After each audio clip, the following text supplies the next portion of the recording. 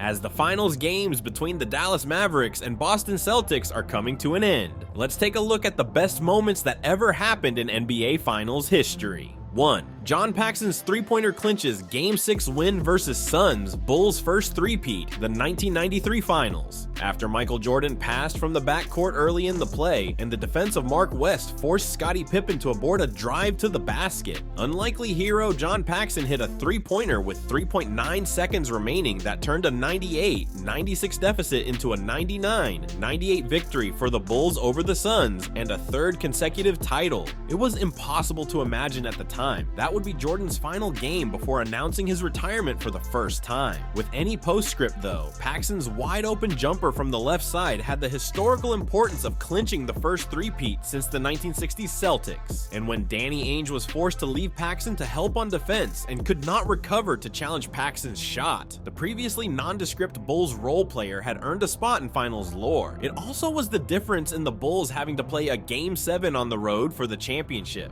2. Kenny Smith and Hakeem Olajuwon saved day for Rockets in Game 1 versus Magic, the 1995 Finals. In Game 1 of the 1995 Finals, Kenny Smith sank a key three-pointer, and Hakeem Olajuwon won the game with a tip-in late in OT. Down by 3 points, Mario Elia inbounds to Kenny Smith, who dribbles twice to the top of the key, pump fakes Penny Hardaway, and leans left to bury a three-pointer with 1.6 seconds left to tie game and force overtime. Smith's shot enabled the Houston Rockets to complete a comeback from a 20-point hole in the first half and take the memorable Game 1 into overtime. It is sometimes overlooked as one of the top clutch plays in NBA Finals history because of what preceded it. The Clutch City Rockets delivered again in OT when Clyde Drexler's missed finger roll was tipped in off the glass by Hakeem Olajuwon, with 0.3 seconds left to give the Rockets a 120-118 win. It began Houston's march to a 4-0 series sweep and their second consecutive championship. Olajuwon thoroughly outplayed a young Shaquille O'Neal to be named Finals MVP for the second year in a row.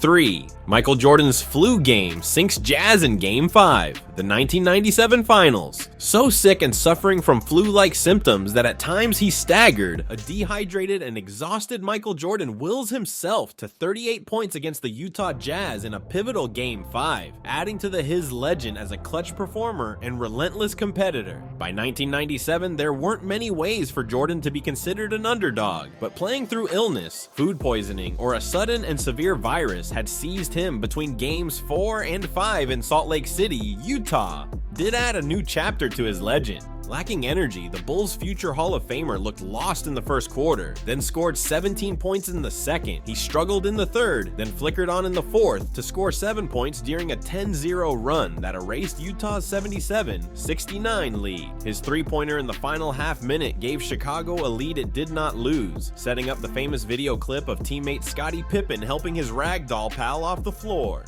"Probably the most difficult thing I've ever done," Jordan said afterward. "I almost played myself into passing out just to win a basketball game."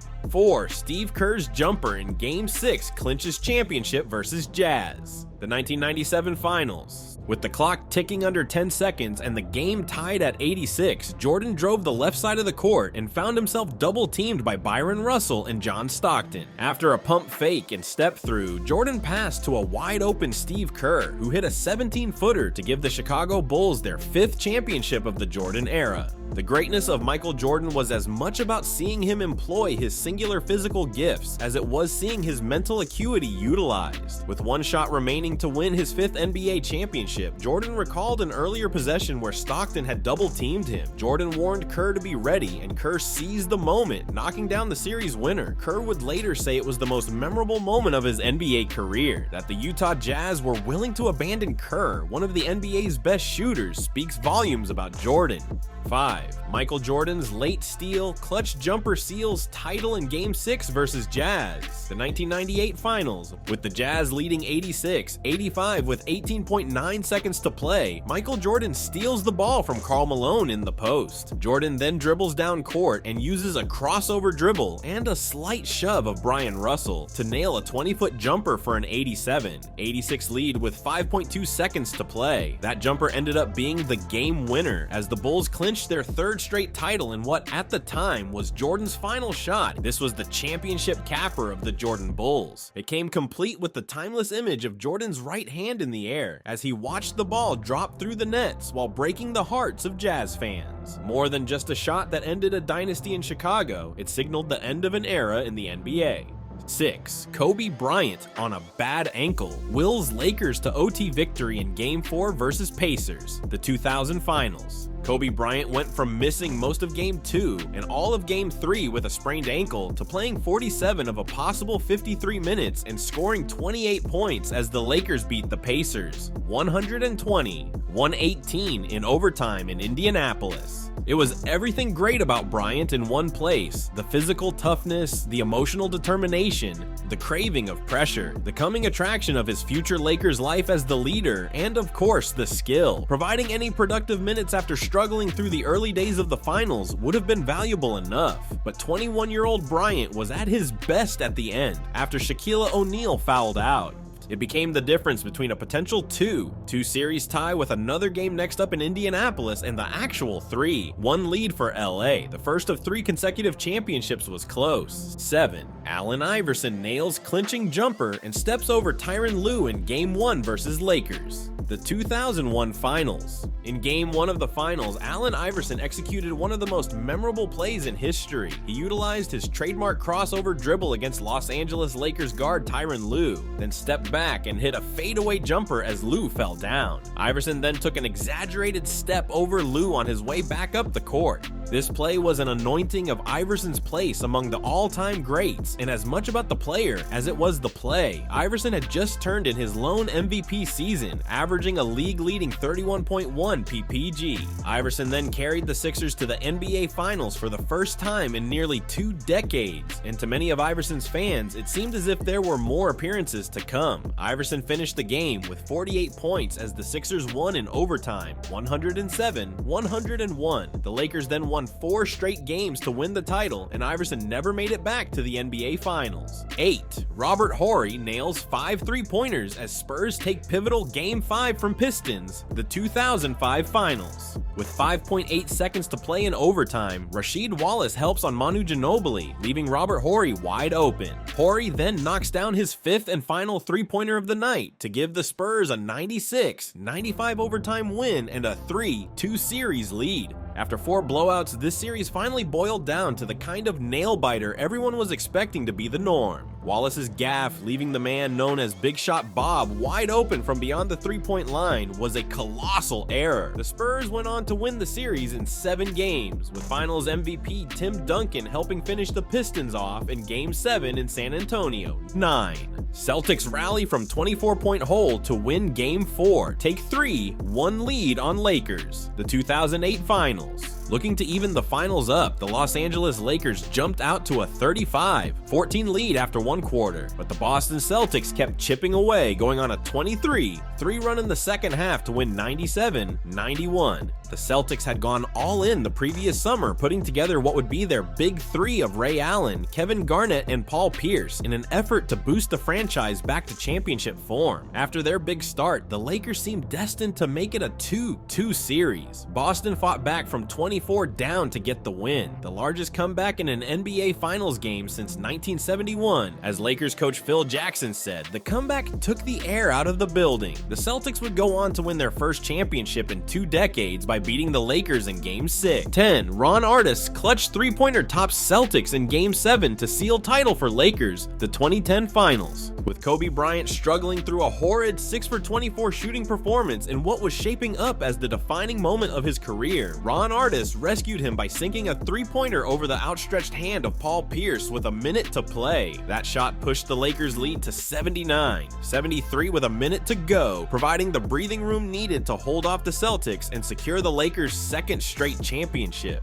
This wasn't just a rematch of the series against the Celtics 2 years earlier. This was yet another Lakers-Celtics finals battle, and one that Kobe was desperate to win to both exercise his personal demons, to show that he could win it all, again, without Shaquille O'Neal, and to also stick it to the hated Celtics. The only thing more entertaining than the frantic finish to the game was Artest's post-game media session, where he was at his best trying to explain his emotions during the crowning moment of his tumultuous career. 11. Mavericks used 22, 5-run to stun Heat on road in Game 2, the 2011 Finals. Dwyane Wade lit a fire in the Mavs, posing in front of the Dallas bench for a beat or two too long after hitting a corner three that put the Heat up by 15 with 7:14 to go in the fourth quarter of Game 2. The Mavs responded with a 22, 5-run to close the game, with Dirk Nowitzki capping the 2-point win with a game-winning layup that evened the series up. Dallas went on to win the series in 6 games. The first year of Miami's super team ended in defeat, and arrogance just may have played a part. 15 of the last 16 teams to go up 2, 0 in the finals have gone on to win the series. The Heat just needed another stop or two to take that 2-0 lead, but Wade added a little fuel to the fire in Nowitzki and the Mavs, who got their first and only championship in a year when most picked them to lose in the Western Conference semifinals. Few NBA champions come out of nowhere, but the Mavs were the closest thing in recent history to being a complete surprise. 12. Ray Allen's baseline three-pointer ties up Game 6 versus Spurs, the 2013 Finals. With the Heat down 3 and the shot clock off, LeBron James missed a three-pointer to tie from the left wing. Chris Bosh then outjumped 2 Spurs to grab the offensive rebound. He quickly got the ball to Ray Allen, who was backpedaling to the right corner. Allen didn't hesitate and drained the game-tying 3 with 5.2 seconds left on the clock. Miami went on to win Game 6 in overtime and then take Game 7 for its second straight championship. Never has an NBA championship turned so significantly on a 4-second sequence. The Spurs led by 5 with less than 30 seconds to go, and the yellow rope for their trophy presentation had been placed around the court. Then it all came crashing down in a sequence that culminated in the biggest shot in NBA history. 13. LeBron James cramps up, has to leave Game 1 versus Spurs, the 2014 Finals. In the middle of Game 1 of the Finals, the air conditioning at the AT&T Center gave out. The temperature rose, and LeBron James was the player most affected. Suffering from cramps, James was subbed out multiple times in the second half, leaving the game for good with 3:59 left in the fourth quarter and the Heat within 2. The Spurs finished the game on a 30-9 run, including a 16-3 stretch after James sat down. Historically, James's cramps meant absolutely nothing. The Spurs were going to win this series no matter how he felt at the end of Game 1. They lost Game 2 but destroyed the Heat in Games 3, 4, and 5, finishing with the best point differential, plus 70 in finals history, and putting on the most beautiful display of team basketball that we've ever seen. If there was some significance to the last 9 minutes of Game 1, it was about how potent an unselfish offense could be. San Antonio scored 30 points on their final 14 possessions of the game, shooting 12 for 14 and assist on 10 of the 12 buckets. 14. LeBron James's chase down block in Game 7, the 2016 Finals. Rebounding a missed floater by Kyrie Irving with less than 2 minutes left, Golden State's Andre Iguodala started the Warriors' fast break. He took a bounce pass from Stephen Curry and went up for a layup that would break the 89 tie and ignite the Oracle Arena crowd. Except that LeBron James had other ideas, chasing down Iguodala and smacking his attempt against the backboard on the right side of the rim to put the ball back in the Cavaliers' hand. James, in sprinting back for what became the most memorable of his transition defense blocks, allegedly reached 20.1 miles per hour and soared 35 inches to snuff the shot. A little credit has to go to J.R. Smith, who took a swipe at the ball and forced Iguodala to alter his planned dunk. From there, it was a time capsule moment for the King to keep the Cavs in position to nail down their first NBA title. 15. Kyrie Irving seals championship with clutch three-pointer in Game 7, the 2016 Finals. Just 69 seconds remained when the Cavaliers came out of a timeout, looking to get the ball into the hands of point guard Kyrie Irving. They did just that, using a pick and roll with J.R. Smith to get Golden State's Stephen Curry switched defensively onto Irving in place of Klay Thompson. With the shot clock ticking away, Irving, unable to find a path past Curry, danced with the ball, then stepped sideways just beyond the arc on the right wing. His 25-footer banged through with 53 seconds left. The Cavaliers and Warriors had combined for 12 consecutive misses before Irving shot, with neither team scoring since the 4:39 mark. Then there was Irving, whose 2015 Finals had ended with a fractured knee in the series opener, rising up to beat Golden State with its preferred weapon of choice, the three-pointer. There seemed to be time left for more heroics, but those final 53 seconds vanished in a blur of fouls. Irving's shot not only proved to be the championship winner, it was later deemed the biggest shot in NBA history. Like and subscribe to see more marvels about NBA.